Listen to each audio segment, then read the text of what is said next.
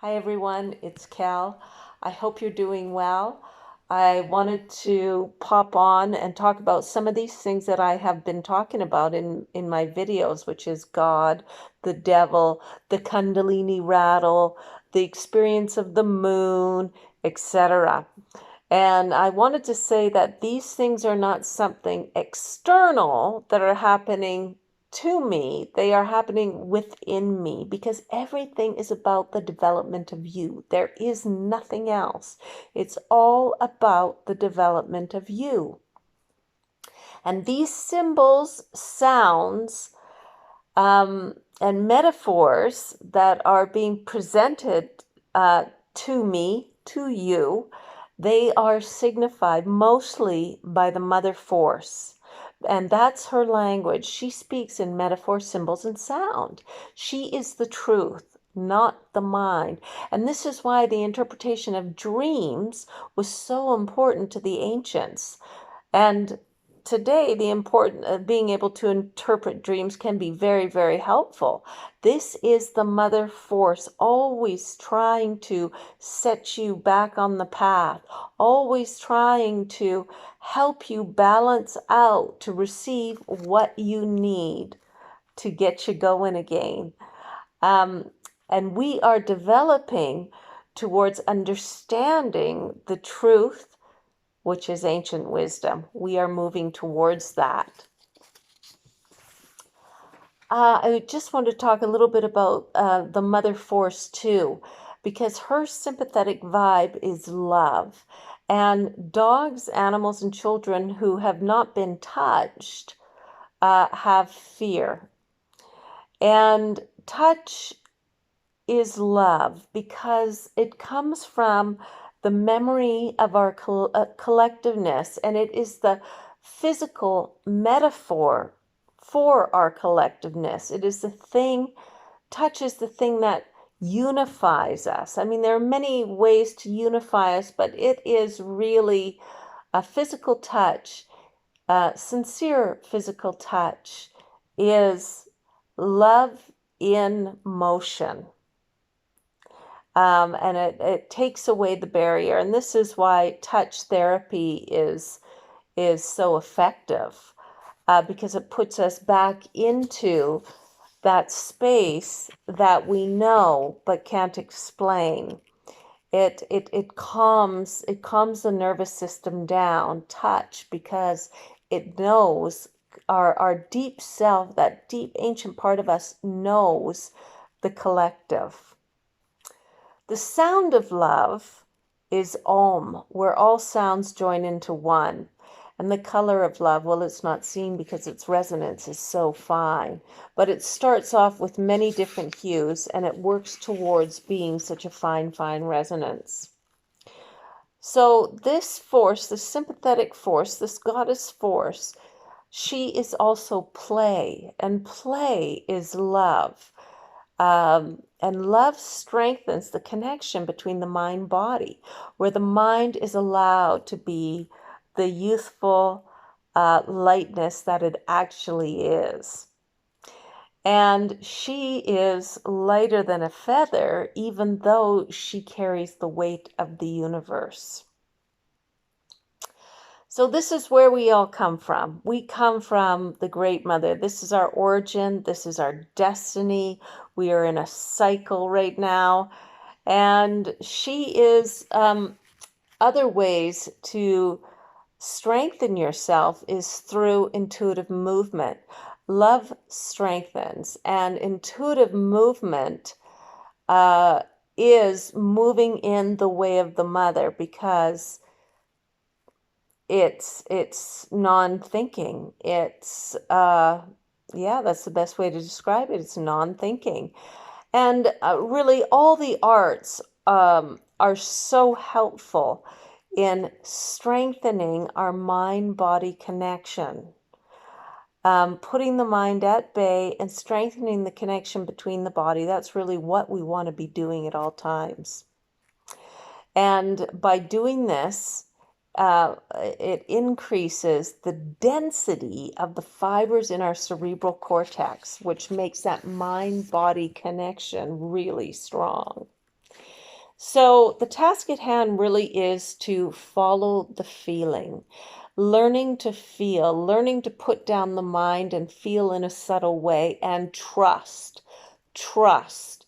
And very often I find my mind thinks I'm going in the wrong direction because something negative happens, but I can't see further down that that negative thing was only the precursor to the goodness that is coming. So, learning to feel in a subtle way and trusting is really the task at hand every minute, every day. Learning to shut that mind down and listen to the truth of feeling and then follow the feeling rather than reacting to it. Quelling the mind is critical. And the feeling over time can translate into words. And this is the combined effort between the mother father force, because the father um, is linear and the mother is, how do you say, the opposite of linear, free flowing.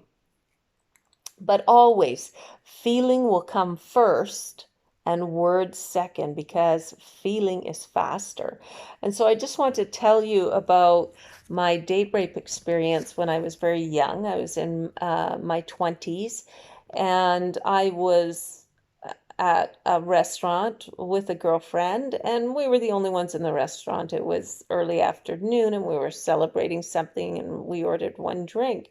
And after one sip, I thought something's wrong with this drink, and I was flooded with the feeling of you are in danger and you have been drugged. And the feeling came first and then the words second, and then after that I was told what to do. Leave your purse, leave everything, go out onto the veranda, climb down the veranda. And the date rape drug, I got away. And I was instructed by my inner guide to um, keep active, to bleed all the drugs out um, of their cycle. And all through this activity, I think it was 8 hours. It was unbelievable. Um, and I was walking barefoot all over town because I had been instructed by my inner guide to leave everything, leave my purse, leave my jacket, leave my shoes, go out on the veranda because this was a tiny little restaurant. And I can't remember why I had taken my shoes off, but there was some reason. But I was instructed to go out on the balcony, and then from the balcony, I could see there was a path that led away out on the street. And um, yeah, so all throughout that 8 hour experience, I was being directed from the inside, and I couldn't describe to anybody else because maybe some of you know how date rape drug is, but it takes over. You can't speak, and you have very limited use of your limbs. Like I couldn't open up a door and I couldn't speak to anyone. It's a very, very frightening experience. And all the while I was instructed by my inner guide to be calm and just be active, keep walking. Um, you can't do anything, so just let this bleed out of your system for the duration. And I did, and I was fine. Um, but that's just one instant of many instances where I was guided by my inner guide. And we all are being guided by our inner guide at all times. Remember, everything that we experience is about us. And there are many similarities. That's why I'm sort of like the Jane. Um, all my experiences, I have been able to find them, all my sort of religious experiences, I have been able to find in uh, in history, in textbooks and things like that. So, um, yeah, follow the feeling is critical when it comes to learning, because once we surrender to that inner guide, we sort of become the observer in our own body mind, and life becomes absolutely fascinating as you are taken along throughout life, through certain experiences, and explained to throughout the experience too, if you keep that connection strong. And the way to keep it strong is keeping yourself healthy and well. That's critical, because when your health starts to go, um, the connection can start to get some kind of interference with illness. So always working on the self with health and wellness, and working towards following the feeling, and really staying with the knowledge that all these experiences that we have are really being defined by our inward world, and many of them, especially when it comes to religious experience, are only for the individual. They are not seen or felt by others. They are felt by the individual who is at some kind of threshold at that time, and the experience then has a portal to express itself to you, and and that's what happens. So, yeah, I just really wanted to come on and talk about how the whole journey of life is fascinating, and how it is so individual, even if we are experiencing the same things at the same or different times within our life, because we are all human, and there are more likenesses between us than differences. And I think that's really valuable to cherish and to celebrate, because it's beautiful to have camaraderie with each other. And